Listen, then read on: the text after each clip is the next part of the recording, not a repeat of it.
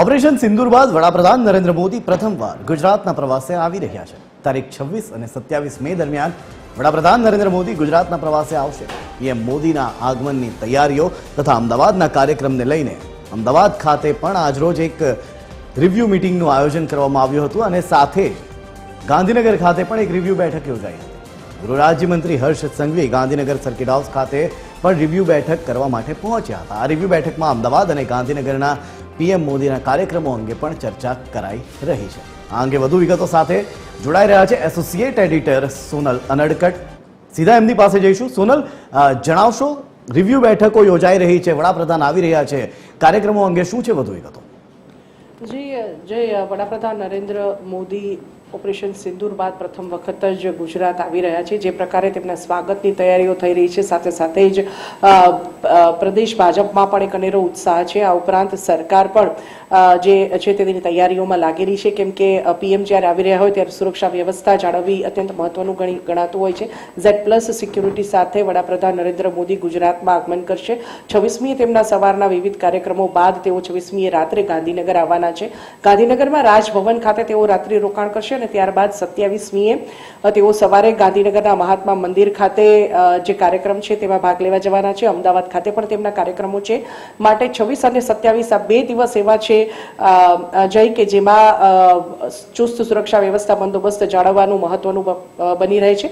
આ માટે થઈને પ્રદેશ ભાજપની સાથે સાથે જ સરકાર અને ખાસ કરીને ગૃહ વિભાગ ખડે પગે છે અને તે અંતર્ગત જ આજે હાલ જો વાત કરીએ તો અમદાવાદ ખાતે ગૃહ રાજ્યમંત્રી હર્ષ સંઘવી રિવ્યુ બેઠક યોજી રહ્યા છે અને ત્યારબાદ રાત્રે 8 વાગ્યા પછી ગાંધીનગર ખાતે વધુ એક રિવ્યુ બેઠક થશે, કેમ કે અમદાવાદ અને ગાંધીનગર બંને ખાતે વડાપ્રધાનના જે કાર્યક્રમો છે તે આયોજિત થવા જઈ રહ્યા છે। મેં જેમ આપણે જણાવ્યું તેમ કે 26મીએ રાત્રે વડાપ્રધાન ગાંધીનગર ખાતે આવવાના છે।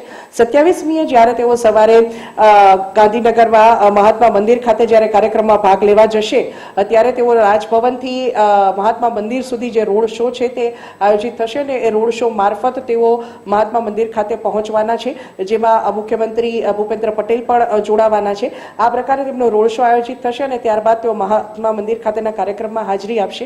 ત્યારબાદ તેમના અમદાવાદ ખાતેના કાર્યક્રમો છે, અમદાવાદમાં પણ તેઓ રોડ શો યોજવાના છે, એરપોર્ટ ખાતે તેઓ જવાના છે। એટલે અમદાવાદ અને ગાંધીનગરના બંને કાર્યક્રમોને ધ્યાનમાં રાખીને આ રિવ્યુ બેઠકમાં ખાસ તૈયારીઓ અને સુરક્ષા વ્યવસ્થા કરવામાં આવશે। આ ઉપરાંત ગાંધીનગરની જો વાત કરીએ જઈ તો એરપોર્ટથી અમદાવાદ એરપોર્ટથી શરૂ કરી અને રાજભવન સુધીનો જે વિસ્તાર છે, રાજભવનથી શરૂ કરી અને મહાત્મા મંદિર સુધીનો જે વિસ્તાર છે તેના સંદર્ભમાં ગાંધીનગર કલેક્ટર તરફથી જાહેરનામું બહાર પાડી દેવામાં આવ્યું છે અને તેને નો ડ્રોન ફ્લાઇંગ ઝોન જાહેર કરી દેવામાં આવ્યો છે અને તે અંતર્ગત 26મીએ રાત્રે 12 વાગ્યાથી 27મીએ બપોરે 2 વાગ્યા સુધીનો જે સમય છે તે નો ડ્રોન ફ્લાઇંગ ઝોન તરીકે જાહેર કરી દેવામાં આવ્યો છે।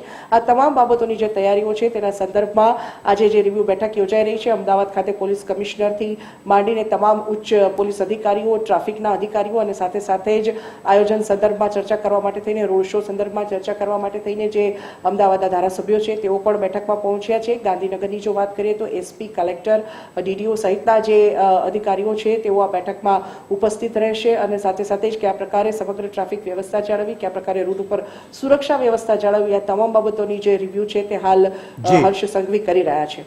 જી આભાર સોનલ, સમગ્ર માહિતી આપવા બદલ।